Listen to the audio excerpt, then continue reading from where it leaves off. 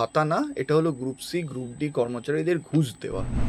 আমরা দেখেছি ওই আন্দোলনে কিভাবে তৃণমূলের গুন্ডারা এসে হেলমেট দিয়ে মেরেছে, পুলিশ নীরব দর্শক। ওনাদের দাবি কি, অযোগ্য যারা চিহ্নিত অযোগ্য তাদের তালিকাটা বার করতে অসুবিধা কি? এমনই অবস্থা হয়েছে যে সুপ্রিম কোর্টে প্রমাণ হয়ে গেছে যে দুর্নীতি হয়েছে, রাজ্য সরকার দুর্নীতি করেছে, ইনস্টিটিউশনাল ফ্রড, এবং যোগ্য অযোগ্য বাছাই করা সম্ভব হয়নি। এবং এটা সম্ভব হতো যদি রাজ্য সরকার চাইতো, যদি রাজ্য সরকার অযোগ্যদের পিছনে না থাকতো। শিক্ষকরা ঘোষিত আন্দোলন করলো, ডিআই অফিসে গিয়ে শান্তিপূর্ণ অবস্থান, এই পুলিশই তাদের ওপর লাঠিচার্জ করেছিল এই শিক্ষকদের ওপর। আবার এই পুলিশের সামনে যখন তৃণমূলের গুন্ডারা হেলমেট দিয়ে মারল শিক্ষকদের, সাংবাদিকদের, তখন এই পুলিশই নীরব দর্শক হয়ে দাঁড়িয়েছে। এই সরকারের দোষে, সরকারি চুরির জন্য অনেক লোকের কিন্তু সংসার আজকে ভেসে গেল। আজকে মুখ্যমন্ত্রী নাকি বলেছেন, আমি শুনলাম, যে এই গ্রুপ সি গ্রুপ ডিকে আমরা এই টাকা দিচ্ছি, তাদের সংসারের কি হবে? এই যে 22 লক্ষ এসএসসি যারা এই দুর্নীতির জন্য চাকরি পায়নি, 12 লক্ষ প্রাইমারির লোক যারা এই প্রাইমারির দুর্নীতিতে চাকরি পায়নি, তাহলে সবাইকে 50,000 টাকা করে ভাতা দেওয়া হোক।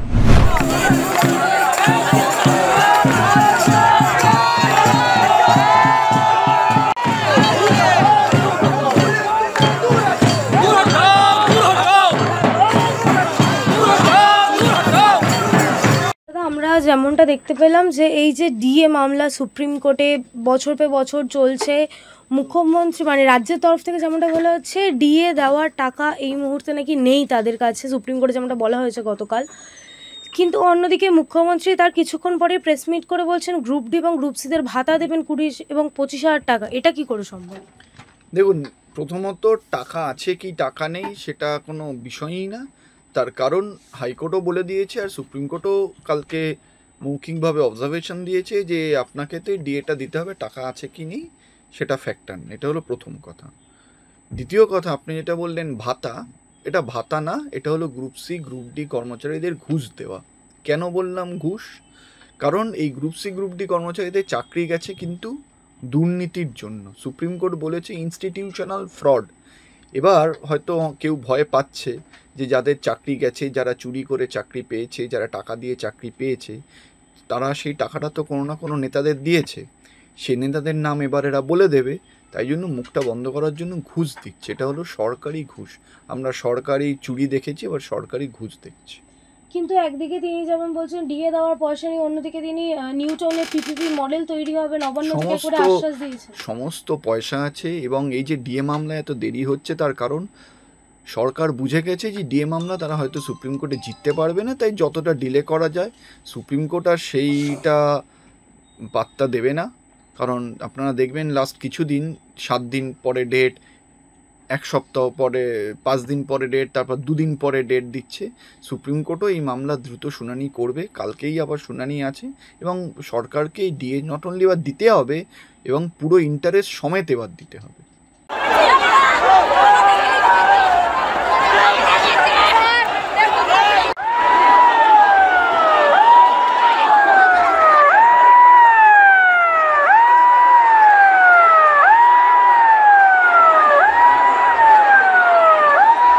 দাদা, অন্যদিকে আমরা যেমনটা দেখতে পেলাম আজকেই সকালের ঘটনা, একেবারে আধ ঘন্টার মধ্যে বিকাশ ভবনের যে গেট, সেই গেট ভেঙে ঢুকে বিকাশ ভবন দখল নিয়েছেন চাকরিহারারা। এখানে আমার আপত্তি, কেউ দখল নেয়নি, তারা তাদের গণতান্ত্রিক অধিকার প্রয়োগ করেছে, তারা আন্দোলন করছে। এবং আমরা দেখেছি ওই আন্দোলনে কিভাবে তৃণমূলের গুন্ডারা এসে হেলমেট দিয়ে মেরেছে, পুলিশ নীরব দর্শক।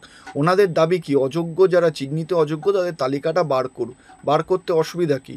বরাবর তো সরকারি অযোগ্যদের বাঁচাতে গিয়েই তো এতগুলো যারা যোগ্য আছে তাদের চাকরিটা খারিজ হয়েছে। তারা যে সুপ্রিম কোর্টের অর্ডার যেটা বলেছে যাদের বিরুদ্ধে অভিযোগ নেই তারা চাকরি করেন, সেখানে সিংহভাগই হলো অযোগ্যরা। এই অযোগ্যদের বাঁচাতে চাইছে সরকার বলেই আজকে এত ঝামেলা। তারা বলছে আপনারা চিহ্নিত অযোগ্যদের তালিকা দিন, ওএমআর পাবলিশ করুন, সরকারের অসুবিধা কি? একটার পর একটা মিথ্যে আশ্বাস দিয়ে যাচ্ছে সরকার। একদিকে বলছে কারো চাকরি যাবে না, অন্যদিকে তারা আবার ডিরেকশন দিচ্ছে যে নতুন করে পরীক্ষা নিতে হবে। তাই জন্যই তারা এই আন্দোলন করছে, এবং সঠিক কাজই করছে তারা এই আন্দোলন করছে। দাদা আপনি যেমন এক্ষুনি বললেন তৃণমূলের গুন্ডা, আমরা দেখলাম তৃণমূলের একজন সব্যসাচী দত্ত, তিনি নিজের কোনো ব্যক্তিগত কাজেই বিকাশ ভবনে উপস্থিত হয়েছিলেন। সেখানে তিনি একেবারে স্টেটমেন্ট দিলেন যে তারা আবেগে আছে, তাদের আবেগকে আমি সম্মান করি, আমরা সুপ্রিম কোর্টের রায় মেনে এগোচ্ছি। আবেগ কিসে? আজকে এই সরকারের চুরির দায় ভুগতে হচ্ছে এই শিক্ষকদের, যাদের কোনো হয়তো দোষও নেই।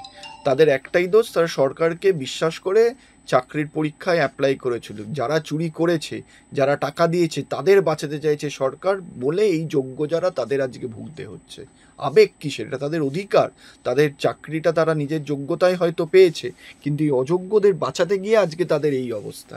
এবং এমনই অবস্থা হয়েছে যে সুপ্রিম কোর্টে প্রমাণ হয়ে গেছে যে দুর্নীতি হয়েছে, রাজ্য সরকার দুর্নীতি করেছে, ইনস্টিটিউশনাল ফ্রড, এবং যোগ্য অযোগ্য বাছাই করা সম্ভব হয়নি। এবং এটা সম্ভব হতো যদি রাজ্য সরকার চাইতো, যদি রাজ্য সরকার অযোগ্যদের পিছনে না থাকতো। দাদা দাদা আপনাদের বের করে দিল, আপনাদের বের করে দিল। আমরা খুব কষ্ট পাচ্ছি, প্রেগনেন্ট বাচ্চা মহিলারা আটকে আছে ভেতরে, ঠিক আছে, ছাড়ছে না, অনেক রিকোয়েস্ট করার পর ছাড়ছে না। আমরা অনেকক্ষণ আটকে আছি। থ্যাংক ইউ আপনাদের।